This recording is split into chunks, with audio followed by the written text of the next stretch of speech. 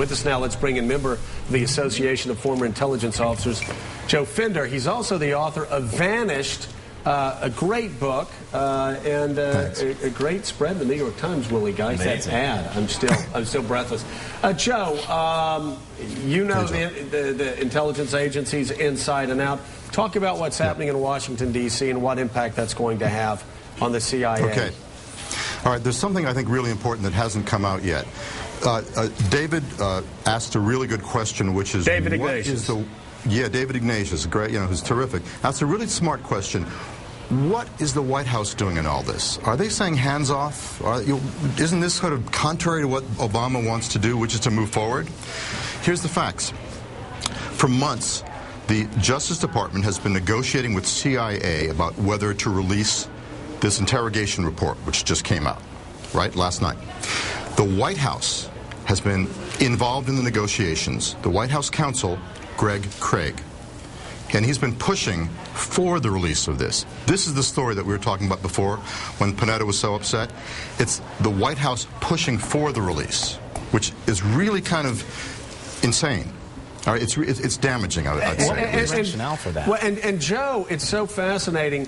Panetta felt betrayed by his Democratic colleagues in the House when they leaked his findings on this program that was being developed. And now Panetta's enraged at the White House. What's happening with Leon Panetta? It looks like he's at war with his own people.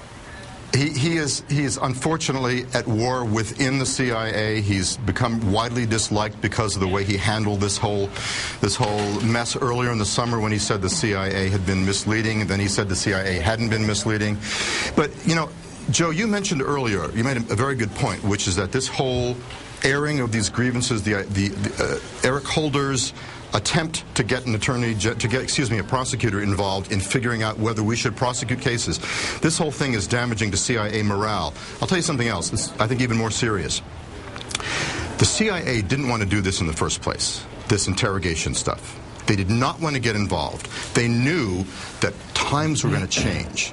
They knew that the politics were going to change on this, and that in 5 years, 10 years from now, America's going to say, what were we doing? And Joe, that's exactly what the Washington Post editorialized about this morning, that they were scared even early on, saying, we know how this ends.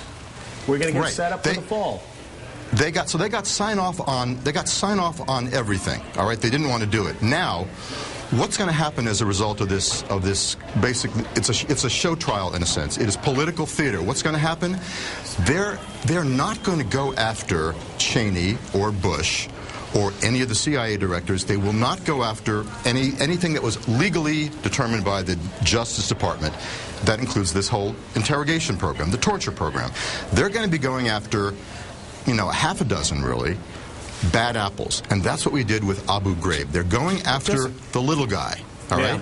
Jonathan Capehart? Yeah, Joseph, I have a question for you. You said that the White House has been negotiating with the CIA they wanted to get this stuff out. And what's mystifying to me is, what's the rationale for that? Because as Joe has been saying all morning, putting this stuff out could upend what he wants to do with health care, upend any other legislative thing he wants to do by basically angering folks on Capitol Hill. So what's the rationale?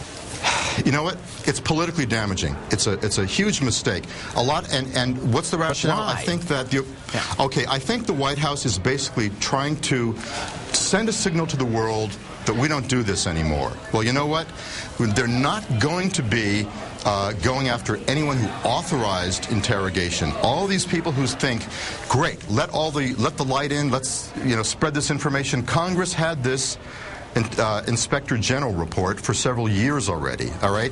And these cases have been litigated, as your guests have said, David has said, by career prosecutors, not by political hacks. And the reason that these cases were not recommended for criminal was simply because they didn't have the evidence and they couldn't prove intent to commit a crime. And that, of course, was years ago, and they don't have any more evidence now, where the case is... Yeah, and so you're hanging the CIA out to dry for it. Yeah, no doubt. All right, hey, Joseph, thank you so much. Joseph Fender, thank you, Joe. We always appreciate you being with us. The book is Vanished.